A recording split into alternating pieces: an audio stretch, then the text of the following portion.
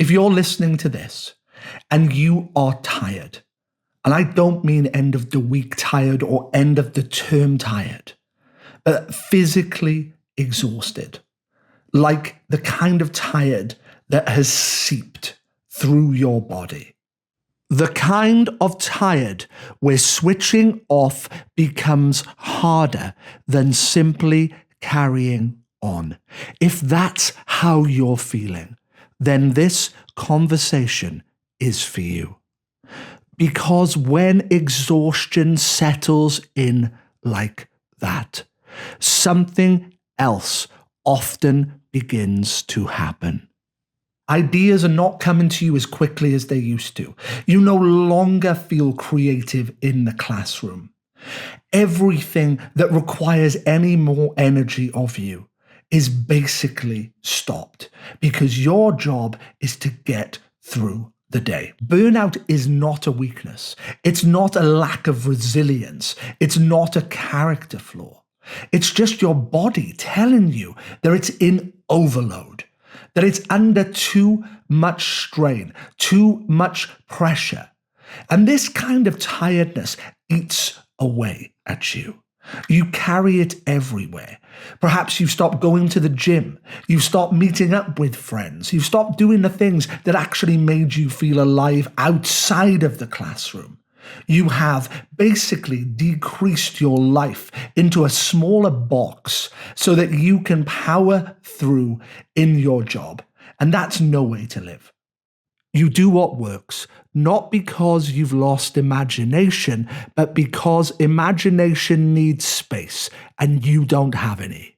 It's what happens when pressure becomes constant, when demand keeps rising and recovery keeps shrinking. Teachers spend so much time helping their children with their health and well-being, checking on them, caring for them, providing stability. Yet that teacher can be under so much pressure. They may not be coping themselves. Burnout is not a weakness. Burnout is a human response to sustained overload. And if you're feeling it or noticing it in the people around you, that does not mean that something is wrong with you. Across the UK, the majority of teachers are now saying that they are stressed at work, not on an occasional basis, but on a regular basis, perhaps all the time. Many report losing sleep because of work. A significant number show signs of depression, and the average working week for a full-time teacher now sits well beyond what most professions would consider sustainable. Evenings disappear, weekends blur, and holidays often become part of recovery periods rather than rest. Behaviour has become more complex. Classrooms are carrying more unmet need, and expectations continue to rise. When time stays fixed and expectations keep expanding, pressure becomes structural. Behaviour has not become more difficult because teachers are less skilled. It has become more complex because classrooms now reflect wider social strain.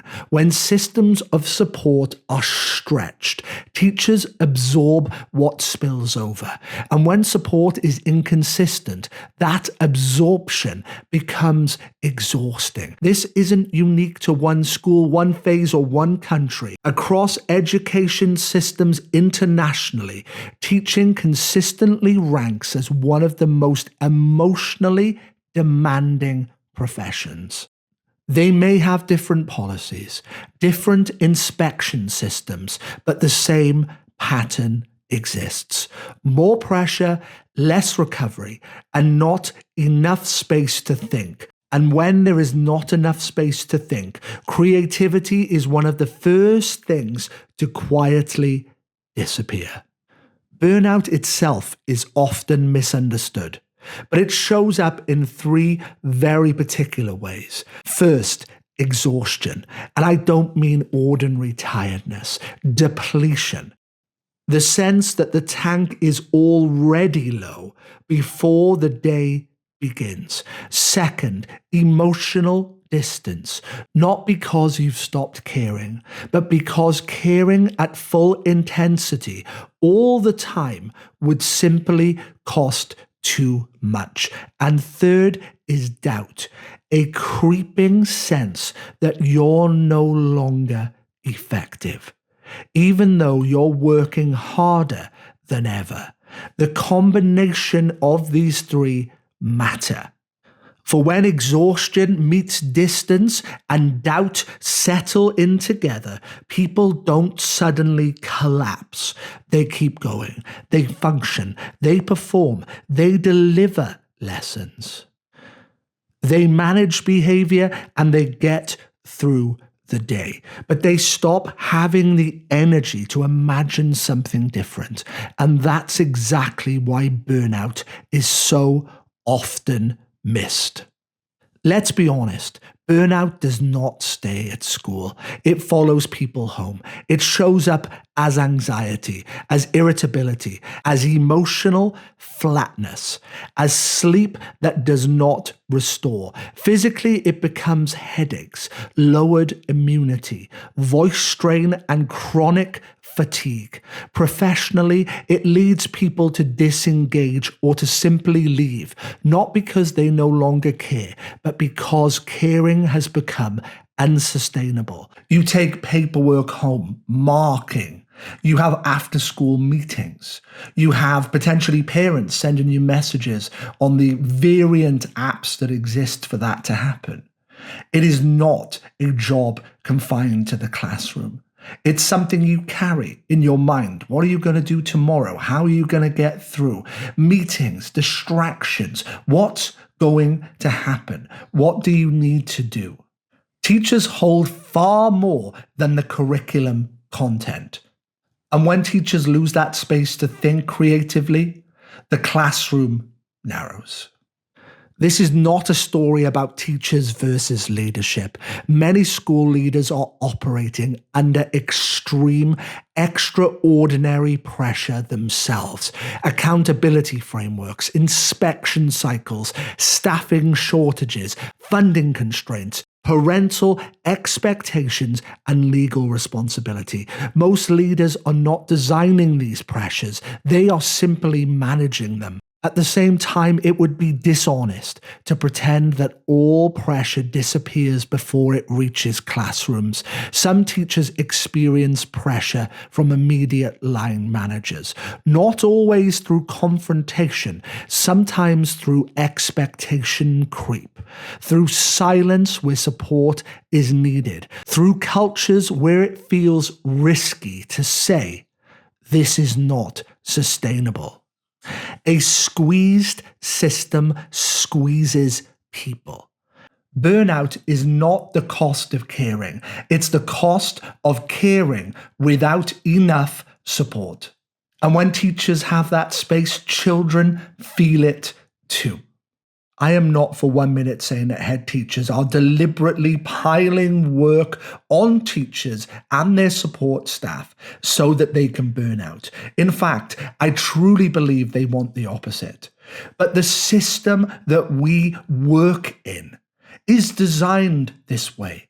It is an examination factory. The system needs a massive overhaul. It needs the biggest shakeup that it's ever had. I certainly didn't go into teaching to work under this kind of pressure. I always knew it would be a difficult job. I knew that the demands on me would be extreme. But I never for one moment considered it would be so bad. I think we need to look to the person next to us and ask them these difficult questions. Are you okay? Can I help you with something? Would you like to talk?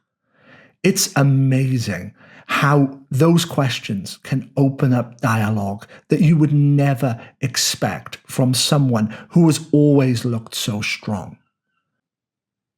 It's okay to be vulnerable. It's okay to tell someone that you are not coping, That is a true sign of someone with remarkable strength. To show that they are not in the right place at this moment in time, that they need support. Asking for help and support should be easy, but for so many reasons it becomes difficult. The worry or concern that someone is going to think that you are no longer a good teacher, that you are not efficient, you are not effective, that you are letting the team down in some way. If we are stuck with these conditions, teachers will leave the profession. I really care passionately about this subject. Teachers are under too much strain, too much pressure, and you deserve better. The jobs that you do are remarkable. Real relief comes when conditions change. Schools that reduce burnout tend to cut unnecessary workload at the source, protect thinking and planning time, back staff consistently on behaviour, and create cultures where difficulty can be named without penalty. At system level, change happens when we stop asking individuals to compensate for structural problems. Resilience should never mean coping quietly. It should mean being supported visibly. Let me leave you with this. Burnout is not the cost of caring. It's the cost of caring without enough support. Teachers do not burn out because they do not love the work. They burn out because they love it and stay too long without oxygen. But here's the hopeful part. Creativity doesn't disappear. It waits. And when the conditions change, it returns. When teachers have space, children feel it. Curiosity returns. Classrooms open up again, and creativity breathes. So this conversation is not about who's doing things wrong. It's about how we take better care of the people holding the system up. You deserve rest, you deserve support, and you deserve a profession that allows you to teach and live. And if you're struggling right now, hear this clearly. You're not weak, you are not alone, and this is not the end of the story.